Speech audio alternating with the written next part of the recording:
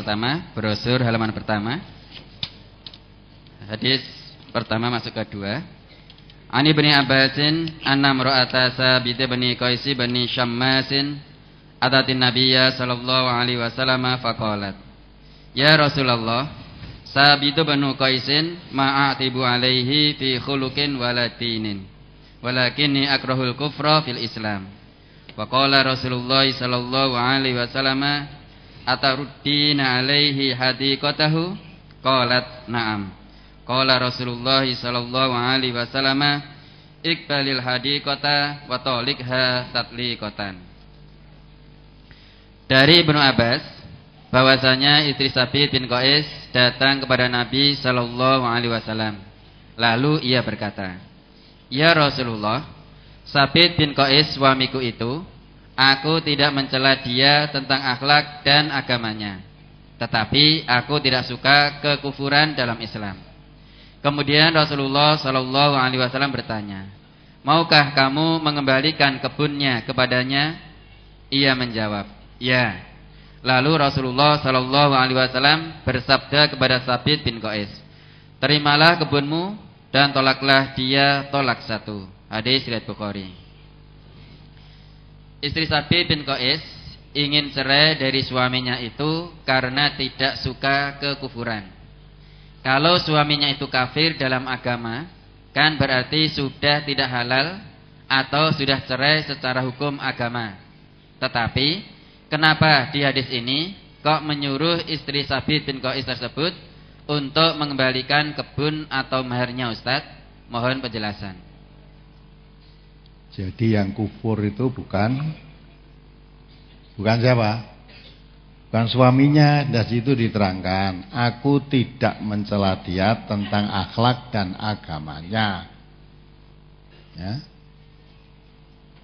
Jadi suaminya Qais bin Thabit tadi, ya, suaminya Qais bin Thabit, dia di situ diterangkan, istri Sabit bin Qais datang kepada Nabi sallallahu alaihi wasallam, dia berkata, "Ya Rasulullah, Sabit bin Qais, ya, suaminya tadi, aku tidak mencela dia tentang akhlak dan agamanya." Berarti suaminya itu kafir apa enggak? Ya? Tidak. Kafir apa enggak? Tidak. Tidak, karena tidak mencela tentang akhlak dan agamanya. Berarti akhlaknya baik, agamanya baik, suaminya itu begitu. Tetapi aku tidak suka kekufuran dalam Islam. Jadi yang kufur itu bukan suaminya. Ya. Jadi sekalipun akhlaknya baik, agamanya baik, tetapi istri itu tidak bisa mencintainya. Ya. Karena tidak bisa mencintai, dia tidak bisa mengkufuri dalam Islam, karena kewajiban seorang istri wajib taat kepada suaminya. Perintah nurut, pergi jaga kehormatannya, ya. Nah, karena dia tidak ada rasa suka, maka untuk mentaati itu susah. Nah, kalau tidak mentaati perintah Rasulullah kan jadi kufur. Maka dia tidak suka kekufuran dalam agama, dia tidak suka. Daripada saya menjadi orang yang mengkufuri perintah-perintah Rasulullah, nah, maka dia minta cerai. Kalau akhlaknya, agamanya baik, tapi wanita ini tidak bisa dipaksa untuk senang. Ya, Nabi ambil ketegasan saja, ya sudah. Padahal Nabi itu memerintahkan, kalau kamu menikah cari suami atau istri, yang tidak boleh hilang itu agamanya. Agamanya. Syukur wanita cantik atau suami yang ganteng, ya, kaya, punya jabatan, terhormat. Itu agamanya. Tiga-tiganya boleh hilang, satu tidak boleh hilang, agamanya. Ini sudah katakan akhlaknya baik, agamanya baik, saya tidak mencela. Tidak mencela tentang agamanya. Tapi kok dia tidak bisa mensyukurilah, langsung Rasulullah perintahkan, sudah, kamu kembalikan mahar yang pernah diberikan kepadamu. Ya, kalau memang kamu gak suka, balikkan maharnya. langsung suaminya suruh menceraikan dia. Jadi yang kafir itu bukan suaminya, ya, suaminya agamanya baik,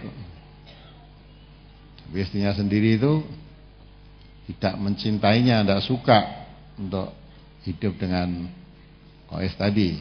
Maka dari itu Rasulullah, ya sudah kalau memang kamu tidak suka, gugat untuk cerai, yang namanya khulu tadi. Jadi khulu atau gugat itu perceraian suami istri atas permintaan dan siapa? Istrinya. Nah kalau kamu minta cerai, ya sudah. Rasulullah mengatakan, kembalikan saja mahar yang pernah diberikan kepadamu. Dikembalikan, nah, suaminya perintah, dah cerailah kamu dia itu. Nah itu maksudnya. Apalagi? Brosur halaman 7, hadis yang atas. An Saubana qala Rasulullah sallallahu alaihi wasallam, ayyuma imra'atin salat zaujaha at-talaqa fi ghairi ma ba'sin fa haramun 'alaiha raihatul jannah. Rawi Ibnu Majah.